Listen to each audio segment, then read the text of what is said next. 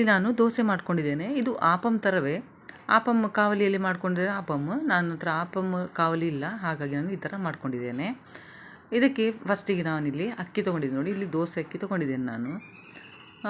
ಇದು ನೀವು ರೇಷನ್ ಅಕ್ಕಿಯಲ್ಲಿ ಸಹ ಮಾಡ್ಕೊಳ್ಬೋದು, ಆಮೇಲೆ ಊಟದ ಅಕ್ಕಿ ಉಂಟಲ್ಲ ಅದರಲ್ಲಿ ಸಹ ಮಾಡ್ಕೊಳ್ಬೋದು. ಆಮೇಲೆ ಕೆಂಪಕ್ಕಿ ಸಿಗ್ತದೆ, ಅಂದರೆ ರೆಡ್ ರೈಸ್ ಅಂತೇಳಿ ಊಟ ಮಾಡ್ತಾರಲ್ಲ, ನಮ್ಮ ಬಾಯ್ಲ್ಡ್ ರೈಸ್ ಅಲ್ಲ, ಇನ್ನೊಂದು ರೆಡ್ ರೈಸ್, ಅದರಲ್ಲಿ ಸಹ ಇದನ್ನು ಮಾಡ್ಕೊಳ್ಬೋದು.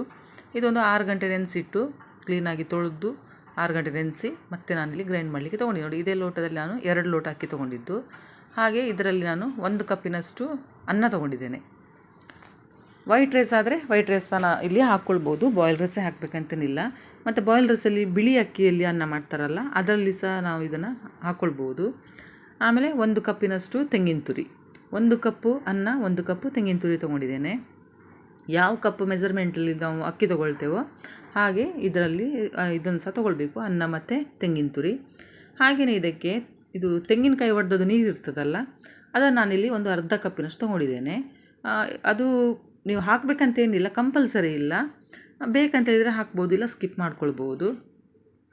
ಹಾಗೆ ಇದನ್ನು ನೈಸಾಗಿ ಗ್ರೈಂಡ್ ಮಾಡ್ಕೊಳ್ಬೇಕು, ತುಂಬ ತೆಳು ಆಗಬಾರ್ದು.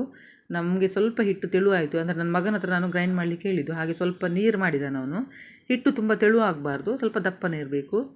ಹಾಗೆ ನಾನಿಲ್ಲಿ ಲಿಡ್ ಕ್ಲೋಸ್ ಮಾಡಿ ಇಟ್ಟಿದ್ದೇನೆ, ಚೆಂದ ಮಿಕ್ಸ್ ಮಾಡಿ. ನೀವು ಬೇಕಂತೇಳಿ ರಾತ್ರಿ ಉಪ್ಪು ಹಾಕಿಡ್ಬೋದು, ಇಲ್ಲಿ ತುಂಬ ಸೆಕೆ ಅಲ್ಲ ನೋಡಿ. ಬೆಳಿಗ್ಗೆ ನಾನು ನಿಮಗೆ ತೋರಿಸ್ತಾ ಇರೋದು, ಹಿಟ್ಟು ಉಬ್ಬಿ ಬಂದಿದೆ, ಉಪ್ಪು ಹಾಕಲಿಲ್ಲ ನಾನು, ಹಾಗಾಗಿ ನೋಡಿ ಎಷ್ಟು ಉಬ್ಬಿ ಬಂದಿದೆ. ಉಪ್ಪು ಹಾಕಿದರೆ ಇನ್ನೂ ಸಹ ಹುಳಿ ಆಗ್ಬೋದು ಅಂತೇಳಿ, ಅಂದರೆ ತುಂಬ ಸೆಕೆ ಇರುವಾಗ ಹುಳಿ ಆಗ್ತದಲ್ಲ ಹಿಟ್ಟು.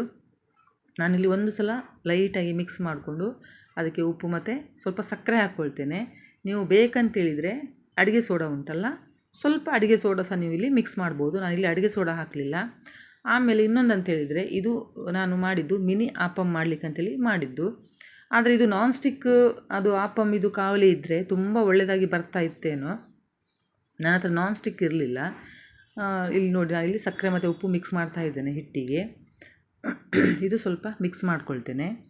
ಹಾಗೆಯೇ ನೀವು ನಾನ್ ಸ್ಟಿಕ್ ತವಾ, ಅದು ಆಪಮ್ ಇದು ತವಾ ಇದ್ದರೆ ಅದರಲ್ಲಿ ನೀವು ಸಹ ಮಾಡ್ಕೊಳ್ಬೋದು. ಅದರಲ್ಲಿ ನಾನು ಟ್ರೈ ಮಾಡಿದೆ, ಅದರಲ್ಲಿ ಆಗಲಿಲ್ಲ. ಮತ್ತು ನಾನು ಈ ಥರ ಒಂದು ಸಣ್ಣ ಕಡಾಯಿ ಉಂಟು ನಮ್ಮ ಮನೇಲಿ, ಅದರಲ್ಲಿ ನಾನು ಹಿಟ್ಟು ಹಾಕಿ ತೋರಿಸ್ತಾ ಇದ್ದೇನೆ ನೋಡಿ. ಈ ಥರ ಹಾಕ್ಕೊಂಡು ಸ್ಪ್ರೆಡ್ ಮಾಡ್ಕೊಳ್ಬೇಕು, ಒಂದು ಚೂರು ಸಹ ಎಣ್ಣೆ ಹಾಕಬೇಕಂತೇನಿಲ್ಲ.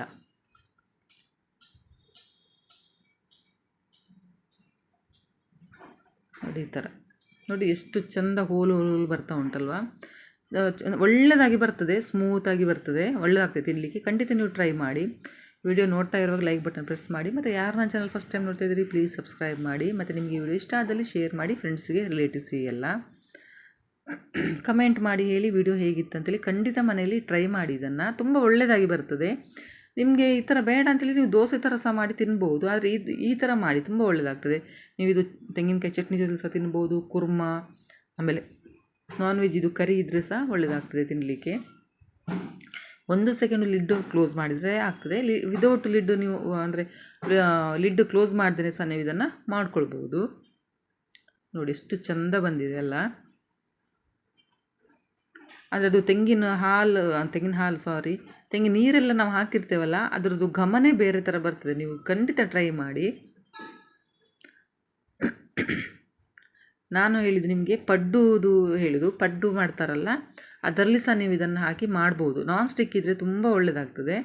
ನಂತರ ನಾನ್ ಸ್ಟಿಕ್ ಇಲ್ಲಲ್ಲ, ಹಾಗಾಗಿ ನಾನು ಅದರಲ್ಲಿ ಸಹ ಟ್ರೈ ಮಾಡಿದೆ, ಅದರಲ್ಲಿ ಆಗಲಿಲ್ಲ ಮಾಡಲಿಕ್ಕೆ ನನಗೆ. ಹಾಗಾಗಿ ನಾನು ಇದು ಸಣ್ಣ ಇದರಲ್ಲಿ ಕಡಾಯಲ್ಲಿ ನಾನು ಮಾಡಿ ತೋರಿಸ್ತಾ ಇದ್ದೀನಿ ನಿಮಗೆ.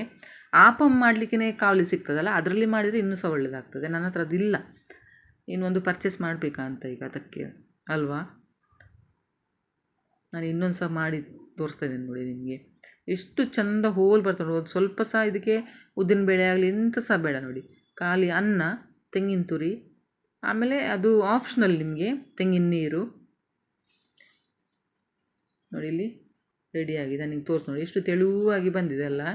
ಆದರೆ ಆಪಮ್ ಇದು ಸ್ವಲ್ಪ ಇದು ಶೇಪ್ ಸ್ವಲ್ಪ ಬೇರೆ ಥರ ಇರ್ತದೆ. ವಿಡಿಯೋ ನೋಡಿದ್ದಕ್ಕೆ ಥ್ಯಾಂಕ್ ಯು.